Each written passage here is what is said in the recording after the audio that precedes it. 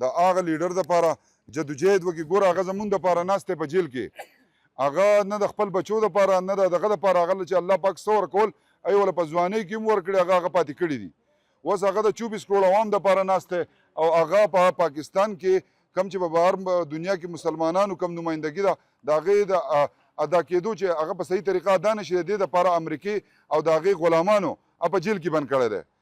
یوازې د پاکستان نه د ټول عالم اسلام دپاره هغه جنګېږي او تاسو ته پته ده چې په امریکا کې د امریکې په سترګو کې سترګې میلاو کړې او دا خبره یې وکړه چې موږ د لا اله الا الله د لاندې ژوند تېرو، موږ د الله نه علاوه د بل چا غلامي نه منو. حضور صلی الله علیه وسلم زموږ په زړونو کې اوسېږي. د مدینې ریاست په جوړو دلته د ډرون حملې دلته کم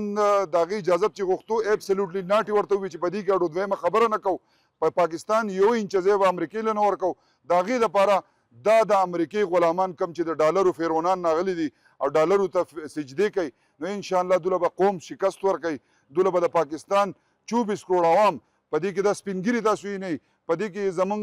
میندې، زمونږ خویندې، بوډایګانې، ماشومان، یوت دا ټول د الله نه سوال کوي چې کم ملک کې په دې ملک کې مونږ اوسېږو، په دې کې په های کورټ کې انصاف نه میلاویږي، په دې کې په سپریم کورټ کې انصاف نه میلاویږي. دلته عدالتونه مفلوج شوي دي، دلته ادارې مفلوجې شوي دي، دلته انتظامیه مفلوجه شوې ده، دلته چې کوم امن و امان خراب شوی دی او خاص کر په خیبر پښتونخوا کې دا روان